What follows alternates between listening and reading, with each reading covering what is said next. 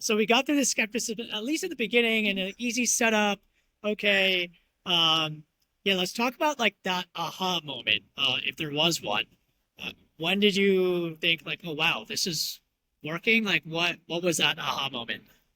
Yeah, well, because I guess even after it was set up, I think the skepticism remained in terms of like, okay, they're gonna send these emails and then the customers are gonna respond and it's gonna be back on my plate. And that really just wasn't the case. I mean, there's definitely things that you guys don't necessarily have access to, like our bank accounts, where if it hasn't quite sunk in and the customer is really pushing back that they paid already, I might have to be roped in, but I was really surprised at how much it did take off of my plate in terms of tracking the back and forth, uploading things to vendor portals.